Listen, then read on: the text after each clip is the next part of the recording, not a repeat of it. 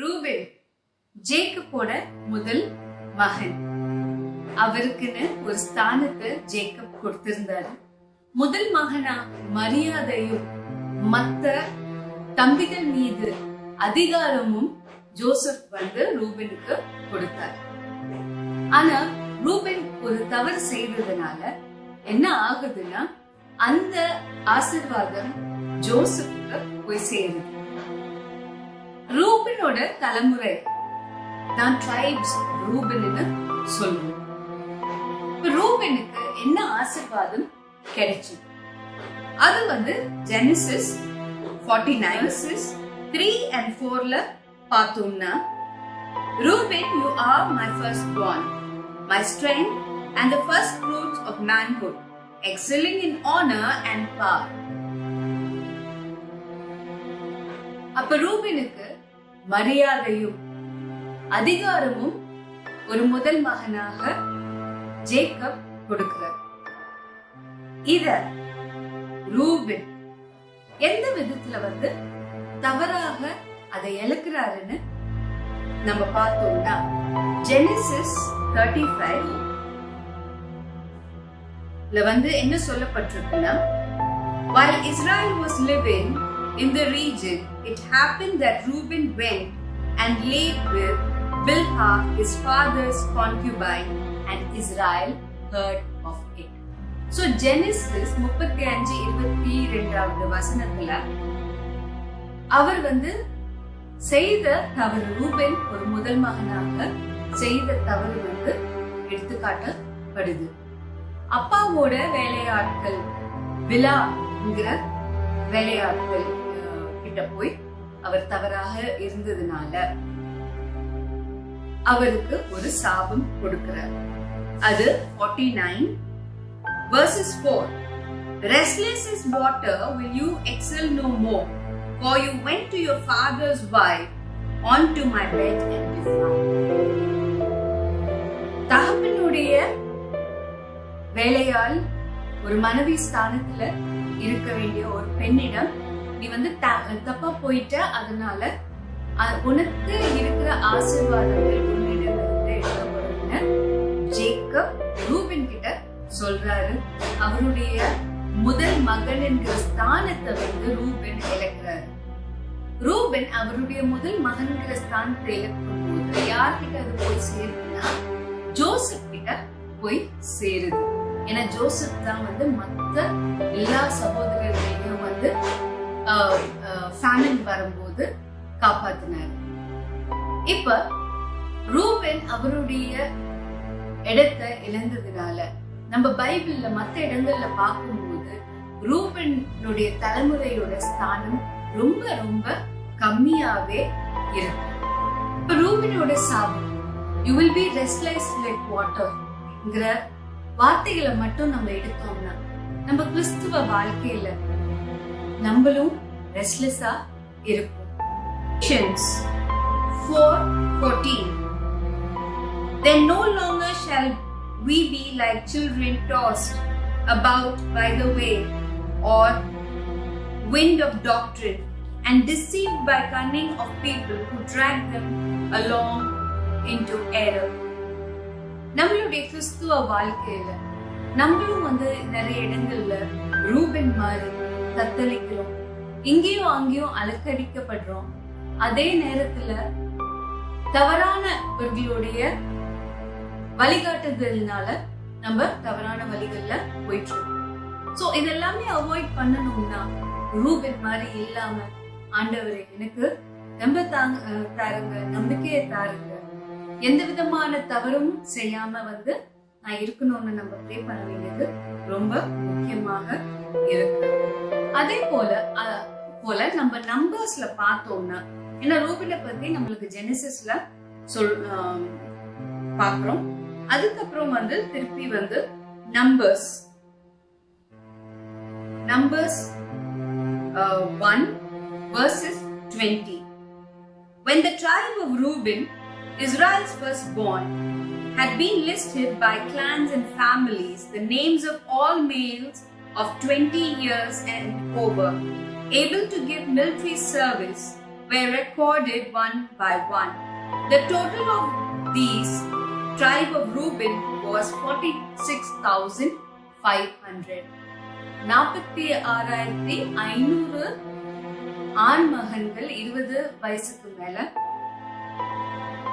Israel மக்களுக்காக போர் புரியறதுக்காக ஆண்டவருடைய கட்டளை பிரகாரம் இருந்தாங்க.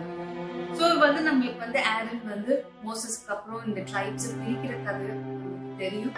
அதுக்கப்புறம் அவங்க ஒவ்வொரு இடமா போய் இஸ்ராயல் மக்கள் ஒவ்வொரு இடத்த ஆக்கிரமிச்சு ஆண்டவருடைய பிரசன்ஸ்னால விக்டரி அடைகிறாங்க.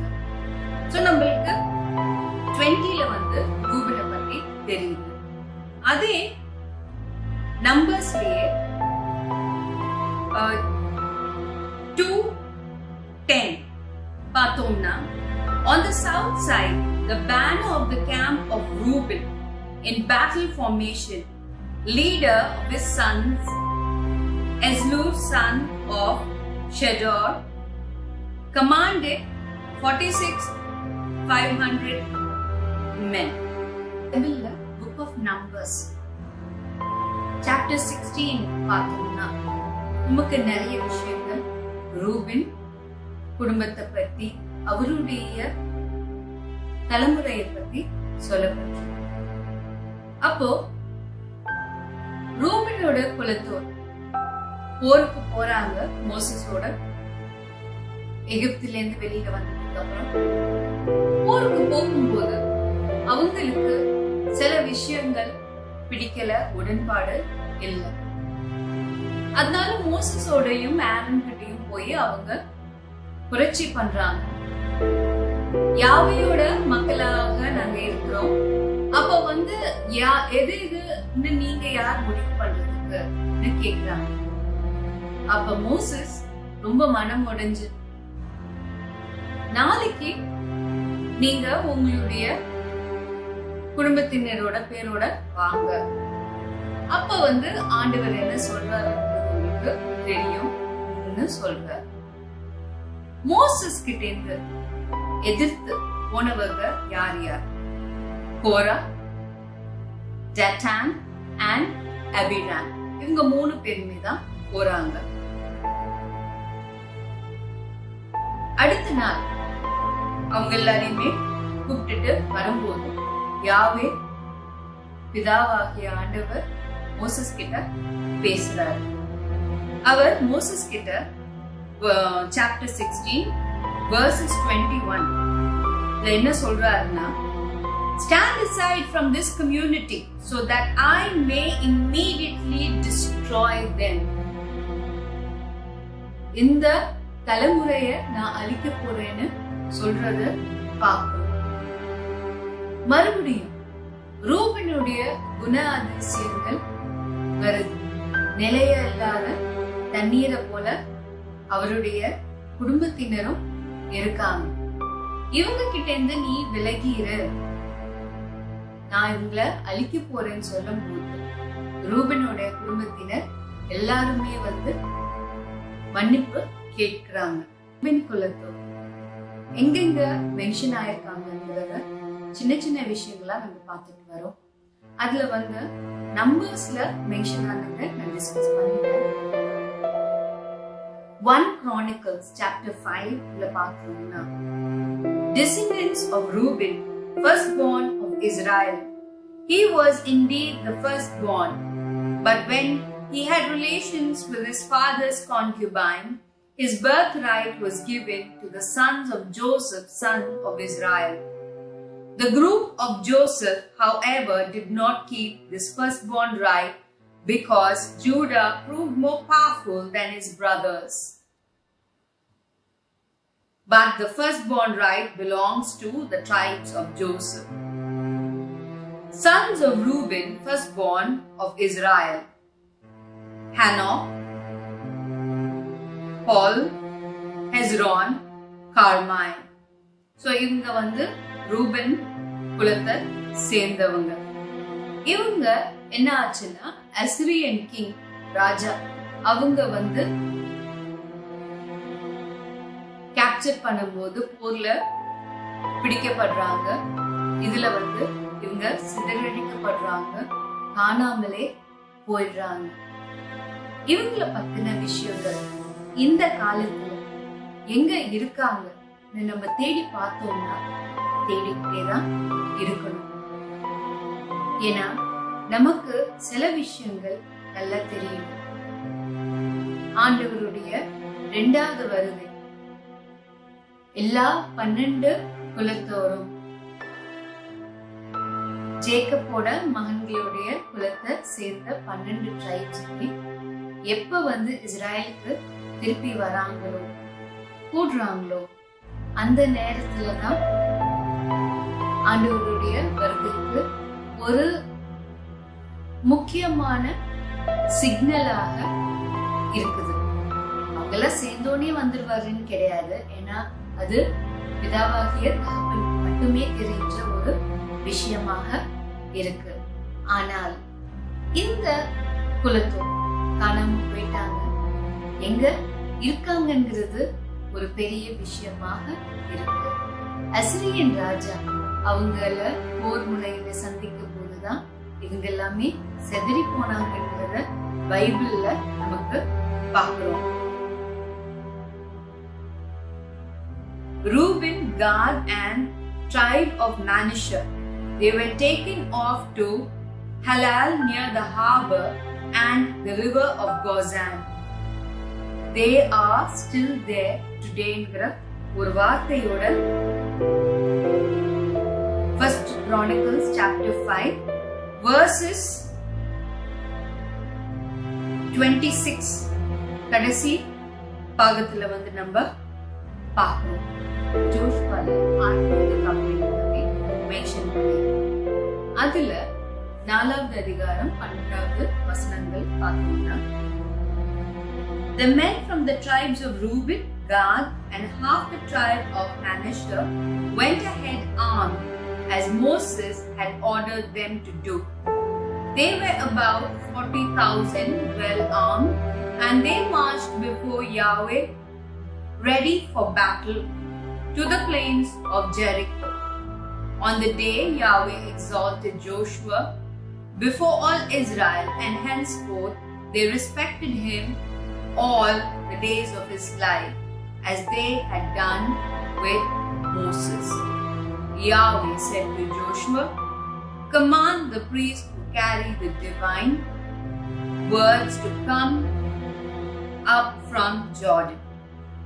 So நம்ம இங்க ஆண்டவருடைய கவெனன்ட்டை பாதுகாக்கிற ஒரு விஷயத்துல ரூபனுடைய குலத்தோர் ஒரு முக்கிய விஷயமாக இருக்காங்கிறது நம்ம பார்க்கிறோம். இவங்களை விட காட் அண்ட் ட்ரைப் ஆஃப் மனஷா இவங்களும் சேர்ந்து போர் புரியுறாங்க, ஆர்வத்தை கவெனன்ட்டை பாதுகாக்கிறாங்கிற ஒரு விஷயத்த நம்ம பார்த்துக்கிட்டே தான் வரும். ரூபினுடைய குலத்தோர் 2வது இடத்துலதான் இப்பயும் இருக்காங்க. காத் தான் இவங்களுக்கு 2வது குலத்தை நம்ம பார்ப்போம். நம்மளுடைய கிறிஸ்துவ வாழ்க்கையில் நம்மளுடைய பாவங்கள்னால ரூபின் மாதிரி நம்மளுக்கு முதலிடம் இருக்கணும்னு நினைச்சா கூட நம்ம 2வது இடத்துக்கு தள்ளப்படுறோம். நமக்கு உரிமைகள் இருந்தாலும் 2வது இடத்துக்கு தள்ளப்படுறோம். ஏன்னா நம்மளுடைய பாவங்களுடைய விளைவினாலதான். இது ரூபின் செய்த ஒரு தவறாக இருந்தாலும் அவருடைய தலைமுறைகளை பாதிக்கிறத நம்ம பார்க்கிறோம். புதிய ஏற்பாட்டுல இயேசு கிறிஸ்து வந்ததுனால மாற்றங்கள் எத்தனையோ வந்திருக்கு. ஆனாலும் நமக்கு சில விஷயங்கள் கிறிஸ்தவர்களாக நமக்கு ஞாபகத்துக்கு இருக்கணும். முக்கியமா தத்தளிக்கிற தண்ணி போல இல்லாம நிலையாக இருக்கணும்ன்றது நம்ம யோசிச்சு ஃபாலோ பண்ண ஒரு விஷயமாக இருக்கு. யோசுவா 22வது சாப்டர்ல நம்ம பார்த்தோம்னா ரூபனைட்ஸ், கேதைட்ஸ் and half tribe of Manasseh இவங்க 3 பேருமே சேர்ந்து ஆரன் அவங்களுக்கு ஒரு ஆசீர்வாதம் கொடுக்கிறாரு.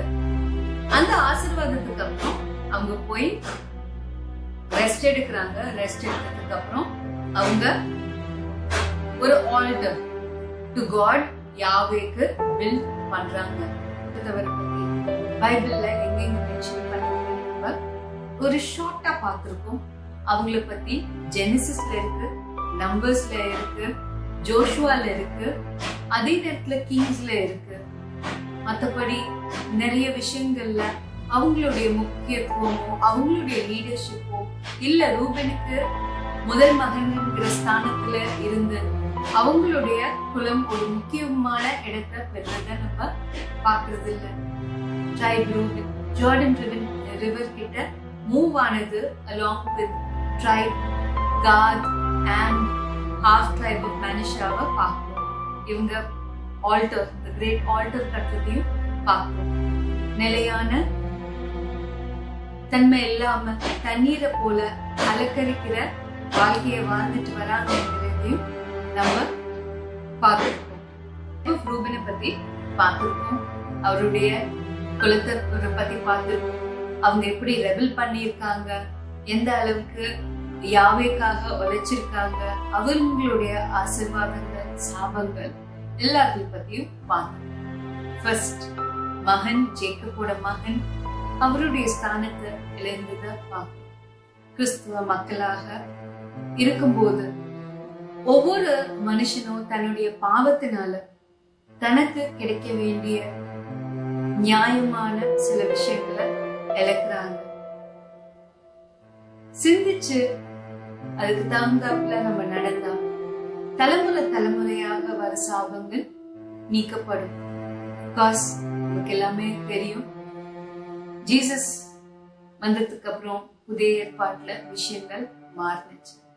அப்படி இருந்தாலும் ஏன் நம்ம ரூபனை பத்தி தெரிஞ்சுக்கணும்னா, அவரை மாதிரி நிலையில்லாத ஒரு தண்ணீர் போல இல்லாம நிலையா நம்மளுடைய நம்பிக்கையில இருக்கணும்ங்கிறது முக்கியமாக இருக்கு.